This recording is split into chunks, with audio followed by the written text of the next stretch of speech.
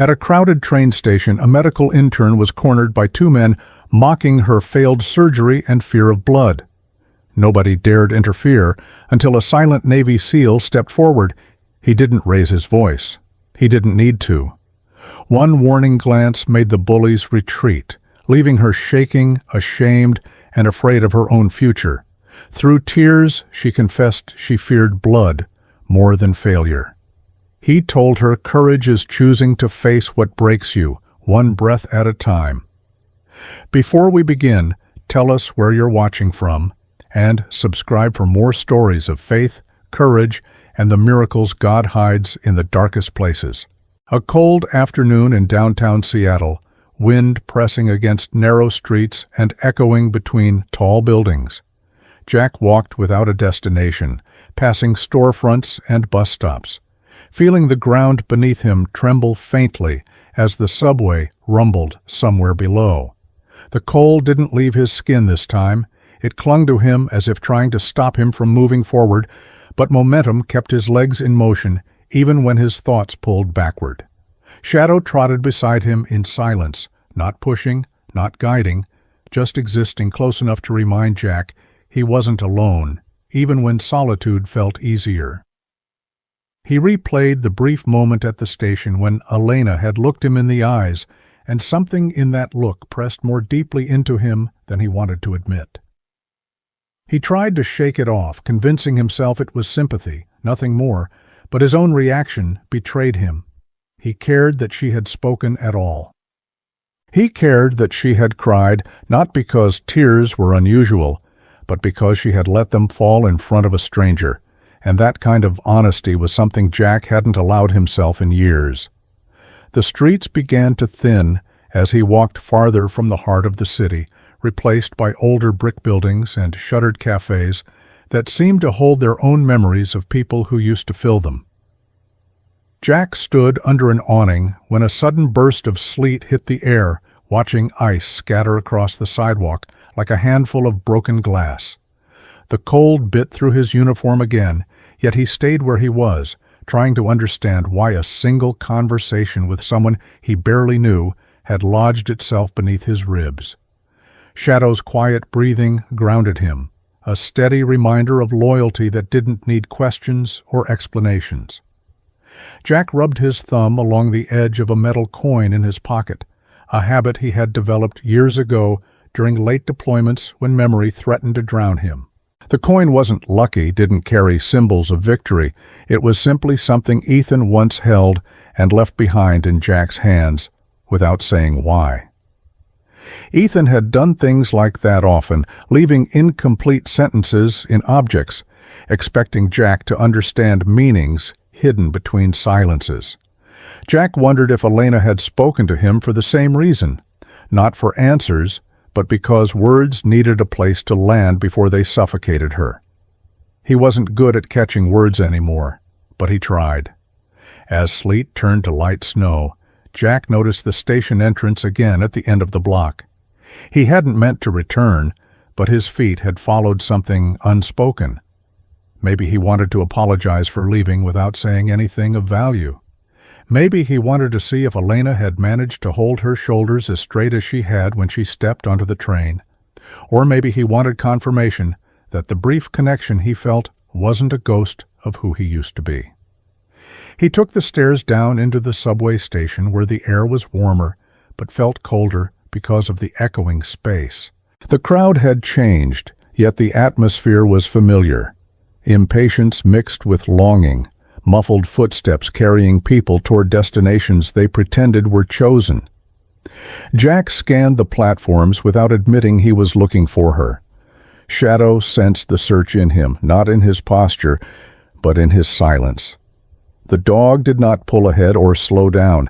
He simply mirrored Jack's pace, as if understanding that what Jack was searching for wasn't physical.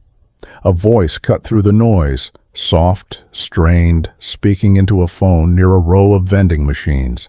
Jack recognized it before he turned. Elena stood there, still in scrubs under her coat, still clutching herself, as if afraid her resolve might slip through her fingers like loose thread. She wasn't crying this time, but her voice wavered. Jack didn't listen to the words at first. He watched her shoulders rise and fall in uneven breaths, a rhythm that spoke of exhaustion and self-doubt. When she hung up, she stood still for a moment, wiping the corner of her eye with the back of her hand, not caring who saw. Jack approached slowly, unsure whether his presence would offer comfort or reopen a wound. Elena looked up when Shadow stopped beside her, the dog's quiet presence pulling her gaze from the ground before Jack said a word. She exhaled shakily. "I should be somewhere else," she said, voice thin. "Class, hospital, library, anywhere but here. But I keep coming back." Jack nodded, feeling the weight of her confession wrap around something inside him. "Sometimes going back to where you felt small is the only way to understand why," he said. She let out a breath that might have been relief or disbelief. "I thought I was supposed to save people," Elena whispered. "But I freeze every time I see blood. It's like something presses my chest closed and I can't breathe." Jack felt the truth of her words sink into him, not because he shared her fear, but because he knew the shape of paralysis well enough to recognize it in others. "You don't have to save everyone at once," he said. "Just save the moment you're in. If you can do that, the rest comes later." Elena blinked, processing his words, as if waiting for them to unravel into something disappointing. When they didn't, her shoulders loosened slightly. Shadow sat at Jack's feet, watching her with eyes that held something steady, something ancient. Elena reached out instinctively, then pulled her hand back, unsure. Jack saw the hesitation. He understood it. "You can?" Jack said simply. Elena placed her hand gently along Shadow's side, and Jack saw the tremor in her fingers begin to still. He didn't know why that mattered as much as it did, but it did. The train thundered into the station, sending vibrations through the floor and through Jack's chest. Elena turned toward the sound, then back to him. "I don't know where I'm going," she admitted. Jack watched the train doors open, watched people step inside, watched others stay behind. Then he looked at her. "None of us do," he said, and for the first time in a long time he believed his own words. The train doors began to close. Elena didn't move. She stayed beside Jack, beside Shadow, as if waiting for a different kind of departure. Jack opened his mouth to speak, not sure what he would say, when the station lights flickered, once, twice, then steadied. A shift in the atmosphere swept through the crowd, a subtle tension, a ripple of unease. Shadow's ears twitched, attention narrowing toward the other end of the platform. Something had changed. Jack felt it before he understood it, an instinct older than thought whispering through his spine. Elena noticed his expression shift, and her voice barely rose above a whisper. "What is it?" Jack didn't answer. Shadow's breathing slowed, ready, waiting. Jack took one step forward, not toward the train, but toward whatever had just arrived beneath the surface of the city. Something was wrong, and the wrongness was coming closer. Winter morning in Seattle's underground train station, cold air drifting among vending machines and silent passengers. Jack Miller stood near the ticket machines, hands in his pockets, pretending to care about the scrolling departures on the flickering monitor overhead. In truth, he wasn't looking at anything. His eyes drifted over crowds without ever settling, like a camera that had lost its focus because the photographer no longer believed in capturing what he saw. He could feel the stiff cold crawling through the layers of his uniform and into his bones, but he didn't move, didn't complain, didn't search for warmth. The cold was a whisper he had lived with too long to notice. What he noticed, what he always noticed, was silence. And silence was something this station never offered freely. Shadow sat close to him, not touching, simply present. An anchor rather than a companion. The dog didn't shift, didn't fidget, didn't beg for attention, just breathed. Jack felt that presence the way a ship feels the weight of the anchor chain beneath the waves, not visible, rarely spoken of, but the only thing keeping it from drifting into the fog. He told himself he was only waiting for the next train, but even he wasn't convinced. Trains were predictable. Life had never been. Somewhere deep inside, beyond the walls he had built, something restless scratched. He wondered if all men who survived too many things ended up like this, caught between moving forward and staying frozen. He wondered if that restless scratching was his brother's voice, or just regret dressing itself up as memory. A movement caught in the corner of his vision, small, abrupt, almost invisible. A paper cup trembling in a girl's hands as she tried to sip her coffee. The liquid sloshed and nearly spilled. Jack saw the tremor again, sharper this time, not cold. Fear, exhaustion, maybe both. Elena Grace sat alone on a bench, shoulders hunched, scrub pants half hidden under a coat that didn't seem warm enough for someone so worn down. She kept her eyes low as if afraid someone might look back and see the whole story written across her face. Jack recognized that posture. He'd seen it in the mirror long before he ever left the military. It was the posture of someone carrying something heavy, not on their back, but in their chest. He didn't intend to speak to her. He wasn't built for conversations anymore. Words had weight, and he'd learned weights were dangerous things to drop. But the tremor in her hands continued, and he quietly replayed the memory of how she had flinched at the sound of two teenagers laughing too loudly earlier. Not flinched out of annoyance, but fear. Something had her on edge long before this morning. Jack breathed slowly, grounding himself. The crowd murmured around them, a blur of noise without meaning, and he waited for the train that felt like it would never come. Silence again tried to settle, but it was broken by voices, sharp, careless, cutting.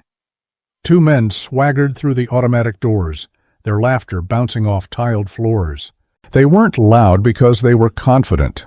They were loud because they needed the world to notice them.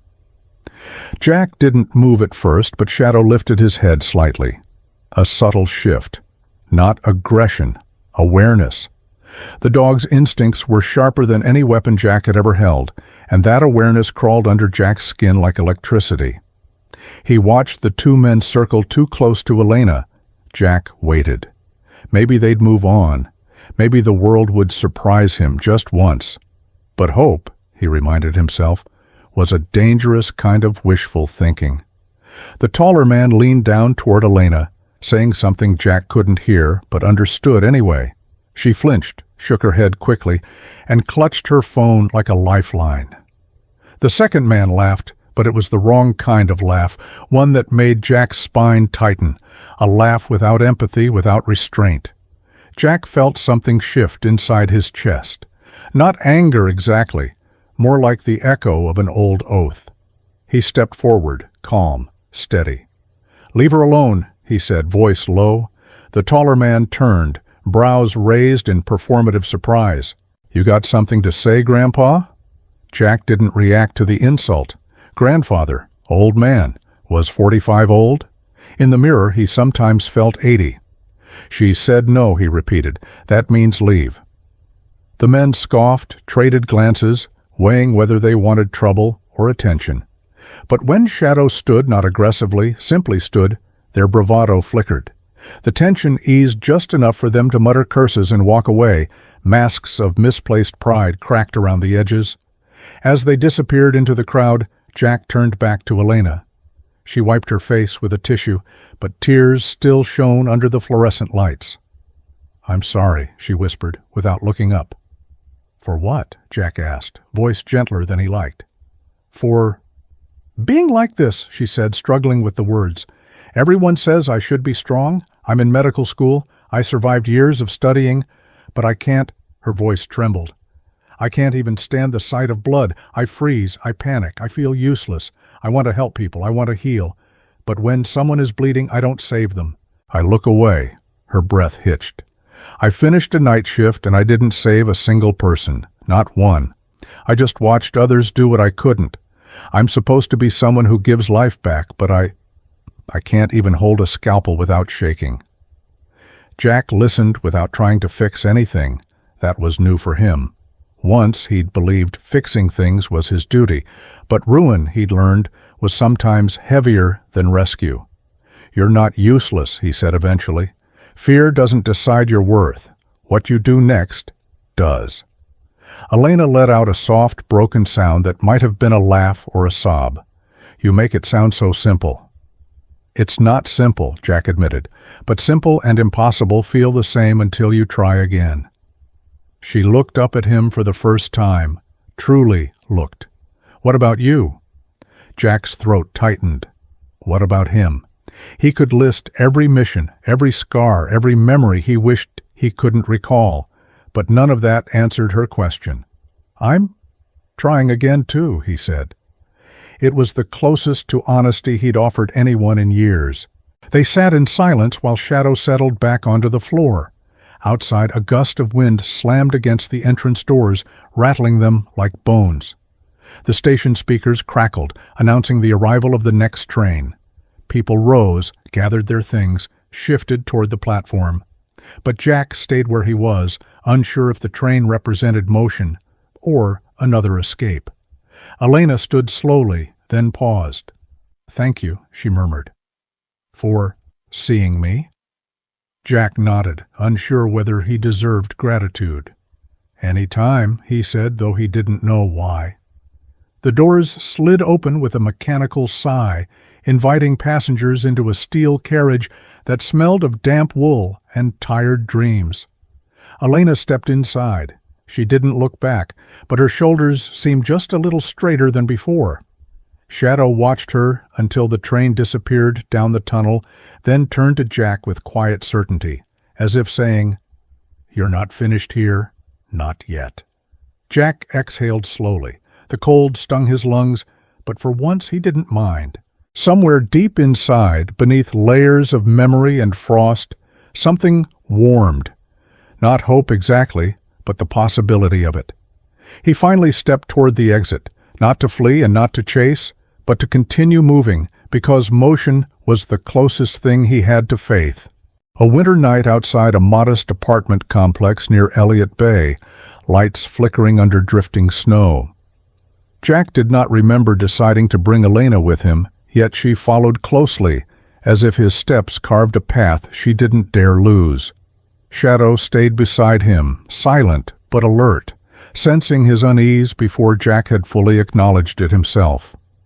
The station felt distant now, as though swallowed by the city the moment they stepped into the open air.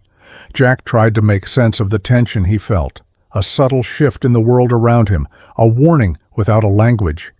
He had learned to respect that kind of silence in war zones and abandoned compounds overseas, where the absence of noise hid danger more thoroughly than any camouflage. Snowflakes drifted around them, catching in the glow of streetlights, and for a brief second everything looked peaceful. Yet Jack's chest tightened, as if his own heartbeat were pacing ahead, reaching the apartment before the rest of him could arrive. Elena hugged her coat closer, but didn't complain. Jack noticed she wasn't trembling from cold. Her breaths came too shallow, her gaze unfocused. She was thinking of her fear again, dissecting it like a failed experiment. He wanted to tell her something reassuring but couldn't. Words of comfort felt like foreign medals pinned on a uniform that wasn't his. Instead, he let silence stretch, and she didn't seem to mind. When they reached the building's entrance, Shadow stopped first. The dog's stance shifted, not aggressive, not fearful, but wary, as if memories from old battlefields flickered through instincts he couldn't voice. Jack's pulse echoed that instinct. He paused, turning to scan the street. No suspicious cars, no lingering silhouettes, nothing out of place. But the unease didn't fade. Elena followed his gaze and lowered her voice. "Do you always look over your shoulder like that?" she asked. Jack intended to answer quickly, but honesty pulled him sideways before words reached his mouth. "I look back because sometimes the past catches up faster than the future," he said. Elena didn't try to analyze the sentence, didn't ask what he meant. She simply nodded, understanding more than she let on, and Jack appreciated her silence more than he could say. They entered the stairwell after finding the elevator out of service. The air inside was stale, thick with the smell of dust and heating vents. As they climbed, Jack's steps grew heavier, not from exertion, but from dread pressing through each memory of his brother Ethan. He remembered late-night conversations, half-finished projects, and that unspoken rule between them. Ethan chased truth with reckless hope. Jack protected him from the shadows, truth often dragged behind. Shadow brushed his shoulder against Jack's leg, grounding him.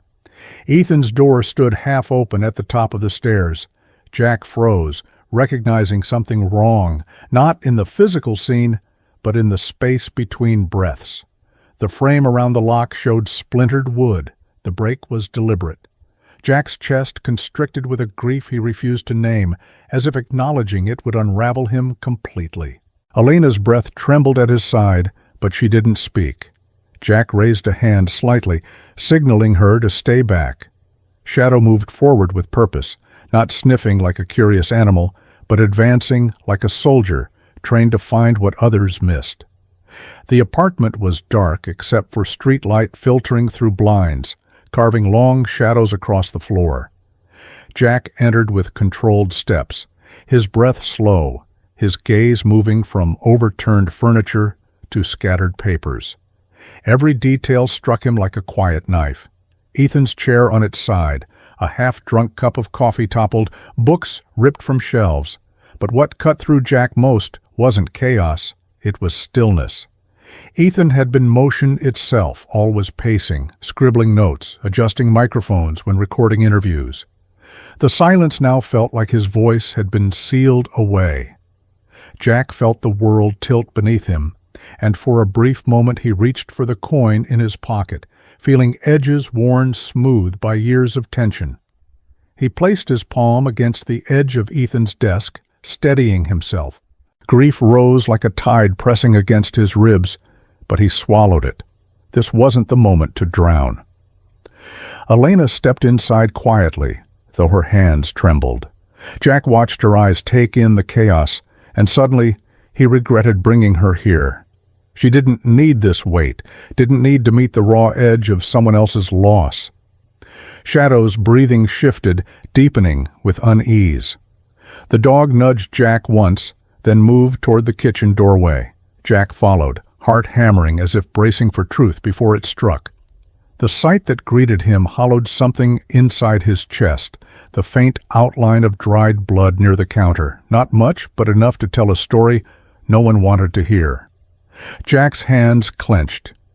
His mind tried to build explanations, tried to believe that blood didn't always mean death, but instincts carved through denial. He imagined Ethan there, falling, reaching out, calling Jack's name without sound. His body felt heavy, as if gravity had chosen him as its anchor.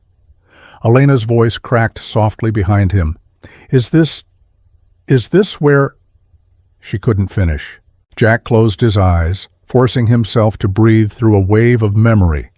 He didn't want to see Ethan lying there, not yet, not in this chapter of the story, not while hope could still flicker somewhere. Elena gently placed her hand on his arm. It was a small gesture, but the warmth steadied him. He hadn't expected her to touch him at all. He hadn't realized he needed that connection. For a moment, the apartment wasn't just a crime scene. It became a space holding two unanswered questions. Who had done this, and why wasn't Jack here to stop it? In the corner of the room, Shadow growled, low, controlled, not warning, but remembering. Jack crouched beside him, hand resting near the dog's shoulders. "What is it?" he murmured, though he already sensed the answer. Shadow stared at a displaced floorboard near the couch, attention fixed. Jack reached out, lifting it, revealing the faint outline of something taped beneath. A small slip of paper with Ethan's handwriting, sharp, hurried, unfinished. Jack read the words under his breath. "If anything happens to me, follow the trail that starts where winter never ends." The phrase hit him like a spark striking dry tinder. Jack didn't need a map. He knew Ethan's metaphors, knew their shared language built during years of whispered codes and late-night strategy sessions. Elena watched him, eyes full of questions, but didn't interrupt. She sensed something sacred in the moment, Jack crossing the threshold from grief into resolve. He folded the note and slipped it into his pocket, feeling the weight of responsibility settle over him like an old coat he'd once sworn to bury. Elena finally whispered, "Jack, what does that mean?" Jack looked out the window, watching snow fall over the frozen reflection of Elliott Bay, and answered with a voice that felt both tired and newly awakened. "It means he left me a direction, and I'm going to follow it." Shadow pressed against Jack, as if sealing the vow in silence. Jack didn't know exactly where the path would lead, only that the journey had already begun. Outside, a car engine rumbled briefly before fading into the night. Elena stiffened. Jack listened, too late to see it, just early enough to sense warning. He knew someone had been watching the building, long enough to measure how grief shaped his posture. The note in his pocket pulsed like a heartbeat. Whatever Winter Ethan meant, Jack was already walking into it, and Winter, he suspected, was waiting. A night of relentless snow along the edge of an old shipyard pier, wind howling between rusted containers. Jack moved as if pulled forward by an invisible thread, every step heavy with the weight of Ethan's note. The message replayed in him like a refrain. If anything happens, follow the trail where winter never ends. He didn't know the full path yet, but instinct whispered that the trail began here, somewhere between salt-stained docks and the shipyard's abandoned warehouses where cold seemed permanent. Elena kept close, hugging her coat tightly. She had insisted on coming despite Jack's warning that things would get worse from here, not better. Jack hadn't pushed her away, maybe because her presence steadied him more than the metal coin in his pocket ever could. Shadow walked a few feet ahead, guided by something deeper than scent or sound, as if he too felt the gravity of unresolved truths beneath the snow. Jack's breath fogged in the air, but he barely noticed. His mind was torn between memories of Ethan's determination and the possibility that he had left breadcrumbs for Jack to uncover. Every dark window felt like a watchful eye. Every gust of wind sounded like whispering threats. Jack's chest tightened, but not from fear. Fear was familiar. What unsettled him was uncertainty, not knowing who was hunting him or why Ethan had walked into danger alone. He thought of the broken furniture, the dried blood, the silence in the apartment. Silence was always the last witness. They climbed over a gate, landing behind a row of shipping containers that formed a narrow path. Snow collected in uneven ridges along the metal walls, drifting like low dunes. Elena stumbled once but didn't ask for help. Jack noticed anyway. He wanted to tell her to turn back, to protect herself, but the words never made it past his throat. He had learned long ago that telling someone to run did not save them if they didn't want to be saved. A hollow clang echoed far down the pier. Jack froze, hand instinctively hovering near his side. Shadow stiffened, instinct sharpening like a blade, ears angled toward the sound only he truly understood. Elena whispered, "What was that?" Her voice was quiet, but Jack heard the tremor beneath it. He held up a hand for silence. The sound faded. Footsteps? Metal shifting? Jack couldn't be sure. He felt the old reflexes rising, scanning corners, mapping exits, calculating angles of approach. He hated how natural it felt. At the end of the path stood a warehouse with blackout windows, the roof sagging under the weight of years and snow.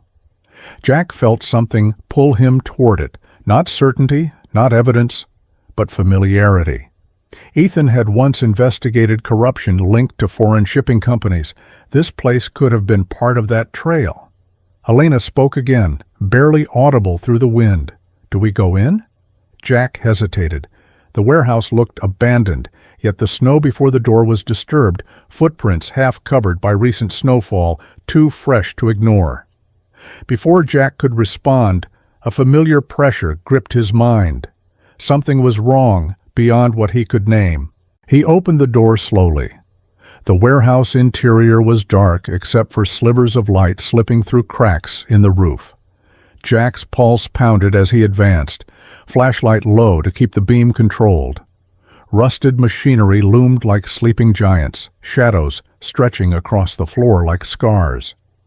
And then a sound reached them, low, ragged breathing. Jack's heart lurched as he swung the flashlight toward the noise. A man lay half-collapsed behind a stack of crates, one hand pressed against his abdomen. Blood seeped between his fingers and pooled on the concrete. Jack's instincts surged forward, but Elena gasped, stumbling back. She covered her mouth, eyes wide, blood, dark, thick, real. It was everything she feared. Jack reached the wounded man, mid-40s, clothes worn, face pale with shock. Not Ethan. Relief and grief collided violently inside Jack, leaving him breathless. The man tried to speak, but choked on his own breath. Jack steadied him, voice low. Who did this? The man's lips moved silently, no sound coming out. Jack's pulse hammered harder. He heard Elena's uneven breaths behind him, rapid, shallow, spiraling. She was breaking again, trapped in the same terror she had confessed at the station. Jack wanted to call her name, to reassure her, but the wounded man seized his wrist with surprising strength. The man's eyes widened as if begging Jack to listen, then his body lurched, and he coughed hard, blood spilling between his fingers. Elena let out a strangled sound and staggered back toward the door, tears streaking her cheeks. Jack's chest burned, not from anger at her, but from helplessness. He needed her strength now, or the man would die before speaking. Jack looked at her, voice firm but not sharp. "Elena, look at me." She shook her head violently, breath catching as blood dripped from the man's hand to the floor. "I can't," she whispered, almost sobbing. "I always freeze. I always fail." Jack stepped closer, voice steady. "You don't have to save the world right now. Just save this moment." She stared at him, trembling. Jack reached out, not touching her, not pulling her, just letting her see that he believed she could choose. Shadow watched her too, eyes steady, silent trust radiating like warmth in the freezing warehouse. Something shifted in her gaze, not confidence, not certainty, but a fragile spark of resolve. She knelt beside the man with shaking hands. Jack tore open a utility box and found gauze and a needle, tools that might buy time. Elena swallowed hard. The man's blood soaked her gloves within seconds. She froze again, shoulders trembling. Jack leaned close, voice low. "Breathe. Do not look away. You can do this." Elena inhaled deeply, then pressed her hand firmly against the wound, her movements shaky but determined. Jack guided her through each step, his voice calm, each instruction carrying more weight than any battle order he'd ever given. She cleaned, closed, and stitched under Jack's guidance, tears mixing with sweat and fear. But she didn't stop. With each stitch, she crossed a threshold inside herself, pushing fear into the corner where resolve began to grow. When she tied the final knot, blood still seeped, but the man's breathing steadied. Elena slumped back, exhausted, staring at her trembling hands. "I did it," she whispered, disbelief flooding her voice. Jack felt something loosen inside him, something that had been clenched for years. "Yes, you did." Her eyes shone, not with pride exactly, but with something even rarer, reclaimed hope. The wounded man stirred, managing a single breath of speech. They're coming back. Don't let them." His sentence cut short as exhaustion took him. Jack stood quickly, scanning the warehouse once more. Snow hissed against the roof. Somewhere outside, a vehicle engine revved, too close, too deliberate. Shadow growled low, instinct pulsing through him like old thunder. Jack's pulse sharpened. Whoever hurt this man might already know Jack was here. Footsteps crunched outside, multiple pairs, growing louder, closing in. Jack met Elena's eyes. "Are you ready to keep moving?" She wiped her face, nodded once, Fear still there, but no longer in control. Jack tightened his grip on Ethan's note in his pocket, staring toward the warehouse door as shadows shifted on the other side. The trail where winter never ends had only just begun, and winter was coming closer. Heavy snow falls over an abandoned railway corridor behind the shipyard, wind carrying distant sirens. Jack tightened his grip around the wounded man's shoulder as he helped guide him out the back exit of the warehouse. The air outside bit sharply at exposed skin, and the cold felt personal now, as if winter were testing who deserved to keep moving. Elena stayed close behind, her breaths shaky but controlled, the memory of blood still clinging to her hands like invisible ink. She didn't try to wipe them clean, she kept them clenched, reminding herself she had not turned away.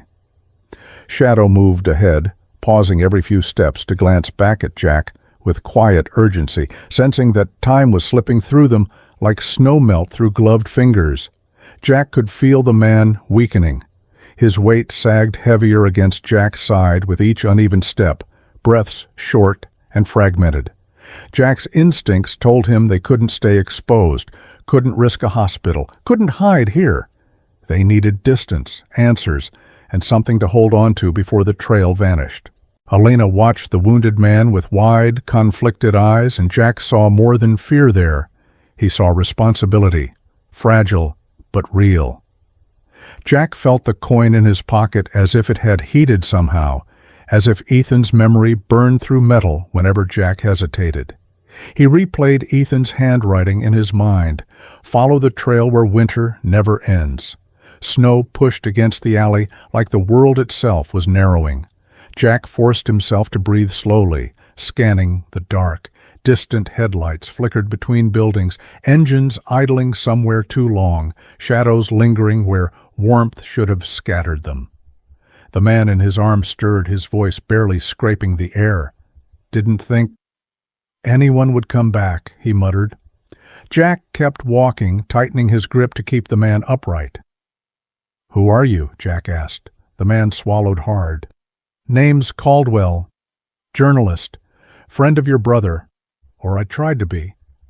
Elena's breath hitched. Caldwell coughed, fighting for air. "They found out Ethan was digging too deep. He called me, asked for help, then everything went wrong." Jack stopped moving, feeling his pulse hammer like distant artillery. Caldwell's eyes searched his, voice cracking. "He left something behind, something I couldn't decode, something they wanted."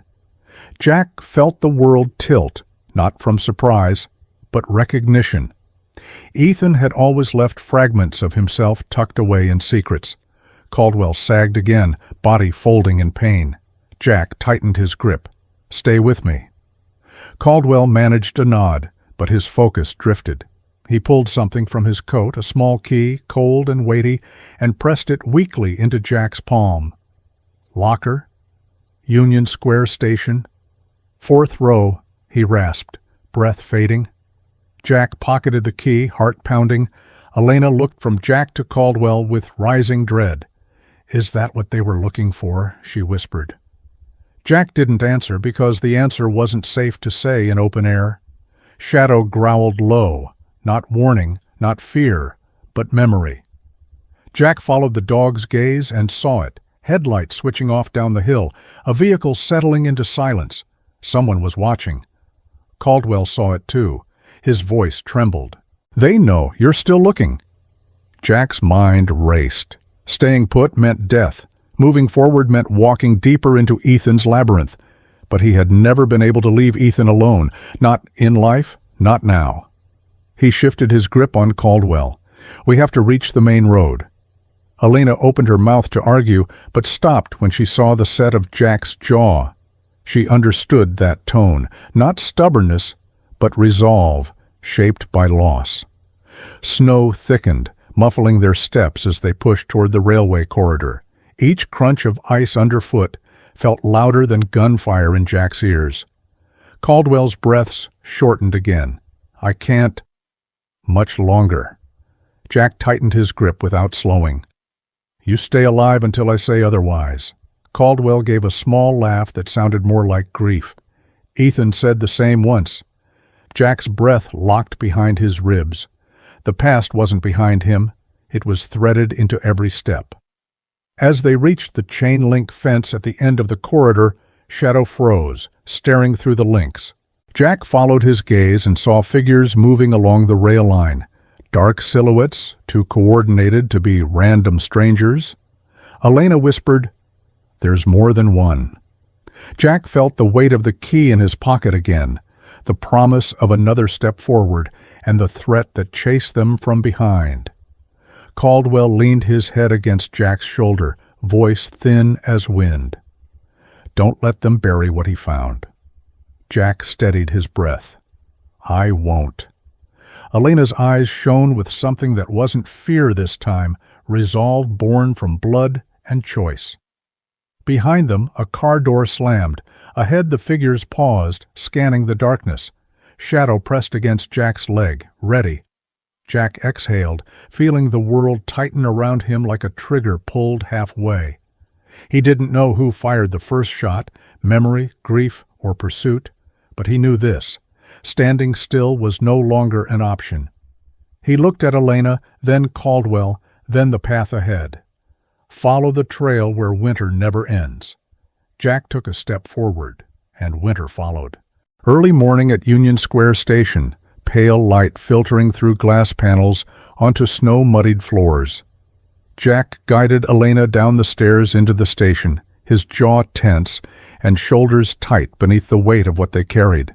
Caldwell was gone now, lost somewhere between breaths and silence, and Jack felt the absence like a bruise that hadn't changed color yet. He didn't speak of it, and neither did Elena. Some losses didn't need to be said, allowed to be felt. The crowds at this hour were thinner than usual, faces buried in scarves, eyes dulled by exhaustion. No one looked at each other long enough to register danger or grief. Jack found comfort in that anonymity, yet his nerves stayed taut. The station lights hummed overhead, flickering as if unsure whether to stay alive. Shadow stayed close, almost close enough to brush against Jack's leg, as though instinct told him the world here had sharper edges. Jack slipped a hand into his pocket, fingers closing around the small metal key Caldwell had given him. It felt heavier now, as though grief had added weight to the metal. He traced the ridges along its surface, like touching the spine of a book he wasn't ready to open. Ethan had trusted Caldwell with it. Caldwell had trusted Jack. Trust had become a chain, and Jack was its last link. Elena watched him with quiet worry, though she pretended to study the schedule board. She kept rubbing her palms together. Habit or nerves, Jack wasn't sure. Her gloves were clean now, but memory clung to her fingers as tightly as the man's blood had. Jack wanted to tell her she had done well, that Caldwell might have lived if they had reached help sooner, that none of this was her fault. But the words tangled in his throat. He wasn't sure if comfort was what she needed or what he wished someone would give him. He exhaled slowly, steadying himself. Shadow raised his head at the sound, eyes meeting Jack's with silent understanding. They walked toward the lockers, passing the stale smell of recessed air vents and old newspapers trodden underfoot. Jack scanned the station without turning his head. Workers in uniform sipping coffee, a woman typing with frantic urgency on her laptop, a man pretending to read a newspaper while watching reflections instead of words. Jack cataloged them automatically, habit from years of reading rooms where danger hid behind calm faces. None of them raised alarms yet, but "yet" had become a word Jack never ignored. The lockers stood against a wall near the escalators, paint peeling, locks dented from age and indifference. Jack stood in front of the fourth row, sixth column. He hesitated, not from fear but anticipation, the feeling that once opened, the world would tilt again, and nothing he understood would stay still. Elena noticed his stillness. "Are you sure you want to do this?" Jack didn't look at her. "Want isn't the word," he said. "Need comes closer." She nodded, and he saw gratitude in her eyes, not because he had explained himself, but because he let her stand beside him without pushing her away. Jack inserted the key. The lock resisted at first, old and rusted, as though reluctant to reveal what it protected. With a sharp click, it turned. The door swung open with a metal groan. Inside lay a small protective case wrapped in cloth, carefully, deliberately, like something precious but fragile. Jack lifted it out with both hands, and Shadow leaned closer, breath held, as if sensing Ethan's presence lingering in the object. Elena watched Jack unwrap the cloth, her gaze steady. When the case opened, Jack froze, not from shock, but recognition so deep it punched through him like breath after drowning. A USB drive lay cushioned inside, marked only by one etched word, Lewis. Jack swallowed hard, as though the name might cut him if he said it out loud. For a long moment, neither he nor Elena spoke. Jack closed the case slowly, careful not to let the drive slip from its cradle. His heart pounded, not with adrenaline this time, but something sharper. Responsibility, grief, a strange pride. Ethan had trusted him with this, his final message, his unfinished truth. Jack tucked the case into his coat. That was when Shadow stiffened again, gaze snapping toward the opposite side of the station. Jack followed his eyes and saw a man in a maintenance jacket glance their way, too quickly, too deliberately, before pretending to adjust a vending machine panel. Jack's pulse sharpened. He whispered, "We're not alone." Elena tensed, glancing around. 4 more faces emerged from the edges of Jack's awareness, 1 near the newsstand, 1 by the stairwell, 2 at the far platform. Not approaching, not revealing weapons, just waiting, watching, measuring. Jack weighed their options. Running would draw attention, fighting would trap them. Staying still meant giving the enemy the first move. Elena's voice was quiet but steady. "What now?" Jack looked at her, not searching for permission, but for resolve. He found it, faint but unmistakable. He breathed once, steady and controlled. "We leave the station," he said, voice low, "but we don't go straight to where Ethan wants us yet." "Why not?" Elena asked. Jack felt the key in his pocket again, the memory of Caldwell, gasping for breath. "Because they already know the trail," he said, "and we don't know where it ends." Shadow whined softly, not out of fear, but because instinct warned of shifting tides. Jack stepped toward the exit, with Elena beside him, case concealed beneath his coat. His senses strained, waiting for pursuit, but no footsteps followed, only eyes. Eyes that recorded, remembered, waited for the moment Jack would move toward the truth. Outside, snow fell harder, wind cutting across the street like shards of ice. Jack pulled his collar up and pressed forward into the storm, feeling winter settle deeper into him. Elena followed, not from obligation, but from choice. And Shadow never looked back. Jack inhaled the freezing air, letting it anchor him. The USB in his coat weighed heavier than the key had. Caldwell's warning echoed, "Don't let them bury what he found." Jack wasn't sure who they were, not yet. But he knew one thing with certainty. Ethan had left a trail, and Jack was following it, whether he liked the path or not. A distant horn blared, tires screeching somewhere unseen. Shadow tensed. Jack felt his pulse quicken again. The city itself seemed to whisper, "Someone is moving towards you." Jack kept walking, jaw set, breath steady. Winter wasn't done, and neither was he. A gray winter evening settled over an industrial block near the waterfront, streetlights flickering against patches of dirty snow and damp brick walls. Jack walked with his shoulders slightly forward, as if leaning into a storm that had not fully arrived yet, the USB drive in his coat feeling less like an object and more like a verdict. Elena kept pace beside him, not asking where they were going, trusting that his direction, however uncertain, was still movement and not surrender. Shadow trotted close enough that Jack could sense the dog's attention sweeping their surroundings in silent arcs, instincts refined by years beside a man who had walked through too many killing grounds. Jack chose a low building with darkened windows, an old co-working space above a laundromat that he knew often left a single back entrance unlocked for cleaning crews. He had used places like this before, temporary shelters in cities that did not know his name, places where he could sit between the hum of vending machines and the buzz of fluorescent lights, and pretend the world would stay still long enough for him to think. Inside, the air smelled faintly of detergent from below and stale coffee from an unattended break room. Rows of unused desks stretched into shadows, monitors dark, chairs askew, as if abandoned mid-conversation. Jack guided Elena to a corner table near the window, the kind of spot where he could see reflections before faces appeared, and lowered his backpack.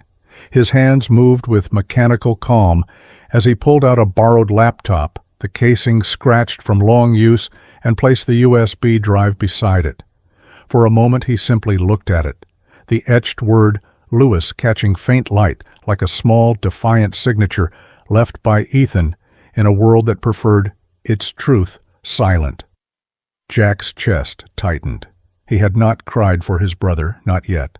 Crying felt like admitting finality, and he was not ready to let go of the possibility that Ethan still existed in the fragments he had left behind.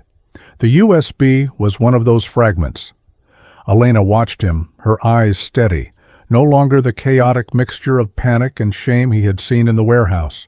She had walked through blood and fear and come out on the other side still shaking, but standing. Now she simply waited, recognizing that whatever came next belonged to Jack first. Shadow lay near the door, seemingly relaxed, but Jack recognized the stillness as readiness. The dog's breathing was quiet, his focus on sounds beyond the walls, his loyalty a constant weight in the room that kept Jack from drifting into grief too deep to surface from. Jack slid the USB into the laptop, his pulse picking up as the device connected with a faint chime. A folder appeared, labeled in Ethan's familiar shorthand for projects that mattered more than deadlines or paychecks. Jack opened it and saw a series of files. Photos of cargo crates with military markings scratched off, scanned invoices, internal emails from a private security company that billed itself as a savior of troubled regions, yet treated war like a ledger. At the center of it all was a document titled Project Ares. Jack clicked it open. As lines of text filled the screen, his breath slowed, not from calm, but from a chilling clarity.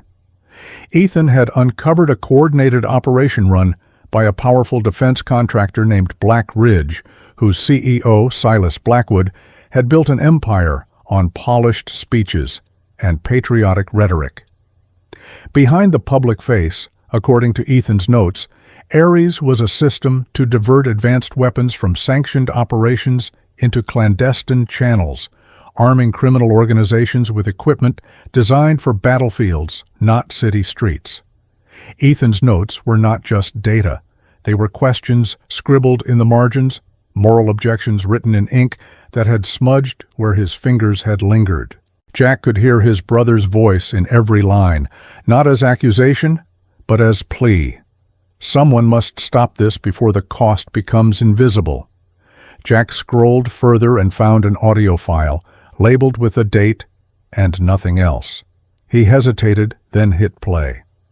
Ethan's voice filled the room, strained but determined, recorded in a space with distant traffic noise beneath his words.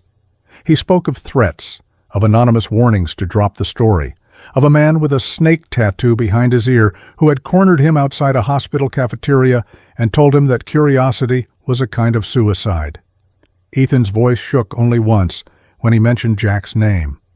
"If something happens," he said quietly, "it is because I got close enough to matter. If Jack finds this, tell him, I am not asking for revenge. I am asking for completion. Do not let them turn what I found into a rumor. I know him. He will know what to do." The recording ended. Jack sat still, staring at the screen, feeling the weight of his brother's trust land on old wounds. He felt rage, sharp and immediate, but beneath it was something more dangerous, the urge to walk into Black Ridge's headquarters alone with nothing but the drive and his anger. That was how men like Silas won. They made you believe you had to fight alone. Elena broke the silence, her voice soft but firm. "He trusted you to do more than bleed for him," she said. Jack looked at her, and for a moment he wanted to argue, to insist that violence was the only language men like Silas understood. But he saw the steadiness in her gaze, the hard-earned resolve of someone who had faced her greatest fear and stitched a life back into a stranger. She had not defeated blood with more blood. She had met it with skill, with courage, with the refusal to look away. She was asking him to do the same with this truth. Jack took a slow breath. "We get this to someone who can use it," he said, "someone outside their reach." Elena nodded. "Law enforcement," she said, "not just local, federal." Jack's jaw tightened at the thought. He had seen agencies compromised before, good intentions drowned in bureaucracy, but Ethan had planned for something like that. In another folder, Jack found a string of unsent emails addressed to a federal contact, Special Agent Reynolds, a man Ethan described in his notes as inflexible, which in Ethan's vocabulary meant incorruptible. Jack pulled out his phone, an older model with minimal tracking, and dialed the number listed in Ethan's files. As it rang, Shadow's ears pricked forward. Jack moved closer to the window, watching the street below. A dark sedan crawled past, slowed, then turned at the corner. He could not be sure it was watching them, but his instincts tightened anyway. A man answered on the fourth ring, voice clipped and professional. "Reynolds." Jack held the phone tight. "My name is Jack Miller. You do not know me, but you knew my brother, Ethan." There was a pause, the kind that measured truth. "I know of him," Reynolds replied carefully. "He had a file he never sent." Jack looked at the laptop screen, at the Ares document glowing against the dark. "He trusted you to see it," Jack said. Reynolds did not ask how Jack had gotten the files. Instead, he asked where. Jack gave him the cross streets, the building number. "Stay there," Reynolds said. "If this is real, you will not have to move. If it is a trap, you will not have time." Jack hung up, staring at the phone for a moment before placing it on the table. Elena's shoulders tensed. "Did we just make ourselves targets?" she asked. "We already were," Jack replied.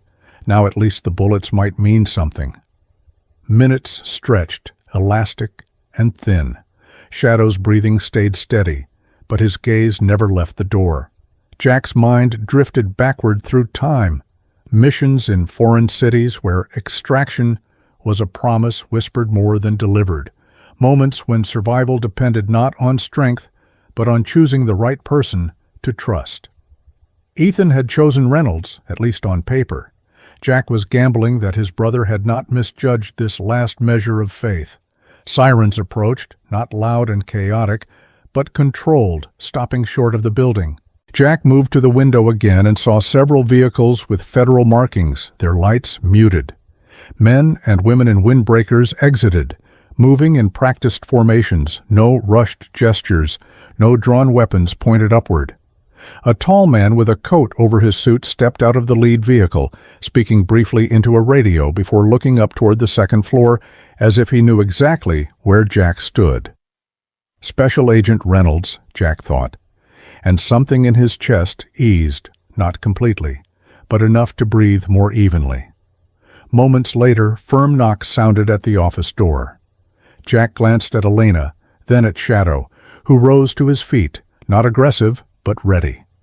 Jack opened the door to see Reynolds in person, composed, eyes sharpened by years of reading people for lies and fear. Two other agents flanked him, staying a respectful distance back. Reynolds spoke first. "Your brother said you were stubborn," he remarked. Jack almost smiled. "He said you were a brick wall with a badge." Reynolds did not react outwardly, but Jack sensed a shift, a recognition of shared respect for a man no longer present. "May we come in?" Reynolds asked. Jack stepped aside. While agents secured the perimeter and checked the windows, Reynolds examined the files on the laptop, his expression growing more severe as he scrolled. When he finished, he closed the lid gently, as if handling something fragile. "This matches fragments we intercepted months ago," he said. We suspected Black Ridge, but could not tie it directly to Blackwood. These files do that." Jack felt a hollow ache when Reynolds added, "Your brother paid dearly to get this far." Jack swallowed, the words cutting deeper than any knife.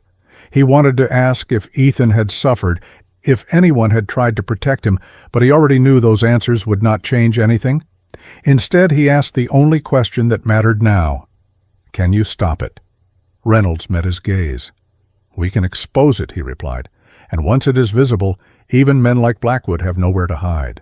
Over the following weeks, Jack watched from a distance as Project Ares exploded across news feeds and hearings, as names were spoken under oath, as Silas Blackwood's empire cracked under the weight of its own lies. Jack did not testify publicly. That role belonged to documents, recordings, and witnesses Ethan had quietly prepared. Jack's part had been to carry the last piece across the line. He went only once to a hearing, standing unseen at the back of a crowded hallway as Blackwood was led past in restraints, the man's once confident posture replaced by a tight, brittle composure. Their eyes met for a heartbeat. Jack saw no remorse there, only outrage at losing control. But that was enough. The power had shifted. Months later, winter loosened its grip on Seattle. Snow melted from the gravestones as the ground softened. Jack stood at Ethan's grave, hands in his pockets, Shadow sitting close enough that their shadows merged. The headstone was simple, just like Ethan would have wanted, engraved with his name and 3 words, truth over silence. Elena stood on the other side of the grave, her posture different from the woman he had first met at the station. She still carried tiredness from long shifts, but her hands no longer shook when she spoke of surgery. She had faced blood and chosen to stay. In the quiet, she said, "He would have been proud of you." Jack shook his head lightly. "He would have argued with me," he corrected, then written about it. They shared a small, genuine smile, the kind that did not erase grief but made it bearable. Shadow leaned his weight into Jack's leg, grounding him again, as he had done through every step of this winter. Time moved forward. On the outskirts of the city, an old storage building near the docks wore a new sign above its entrance, Miller K-9 Rehabilitation and Training. Inside the fenced yard, dogs with troubled histories learned new patterns under Jack's calm commands, their pasts acknowledged but not allowed to define their futures. Shadow moved among them like a quiet guardian, modeling trust where fear had once ruled. Jack found a strange peace in that work, not because it erased what he had done, but because it transformed the skills that once broke things into tools that healed. Elena visited often, sometimes still in her hospital ID, sometimes without it, bringing stories of lives saved, of surgeries completed without her hands freezing. They walked the yard together in the evenings, watching the dogs run under a sky that finally seemed less heavy. One late afternoon, as the sun sank and turned the water at the bay's edge to molten gold, Jack stood at the gate and watched Shadow sprint toward him, answering a whistle that needed no words. In that moment, Jack understood something simple and profound. He had not avenged Ethan. He had honored him. He had not conquered winter. He had learned to live within it until the thaw came.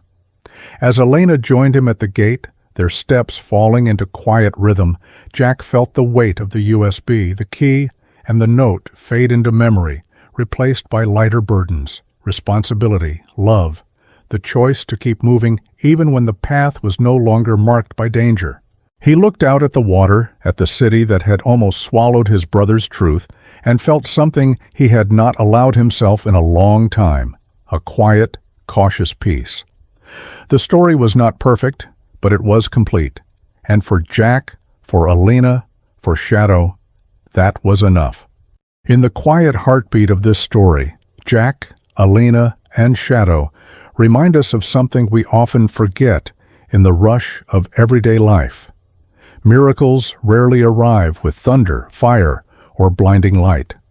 More often they come gently, through trembling hands that refuse to let fear win, through weary feet that take one more step, through broken hearts that choose to love again. God does not always move the mountains for us in a single moment. Instead, He places strength in our souls so we can climb them. Sometimes His miracle is a loyal friend who never leaves, a brother's last hope entrusted to your hands, a young woman who stitches life back into the world despite her own fear, or a dog whose silent loyalty becomes the voice of grace. If Jack's journey teaches us anything, it is this: even in the coldest season of life, God is working, through love, compassion, courage, and through the small choices we make when no one is watching. His miracles do not always erase the storm, but they give us the strength to walk through it until light returns. And maybe, just maybe it's one morning when you're holding a warm cup between tired hands, you will realize that the miracle you prayed for did not come from somewhere distant. It came from within you. Because God never stops shaping your heart into an answer for someone else's prayer.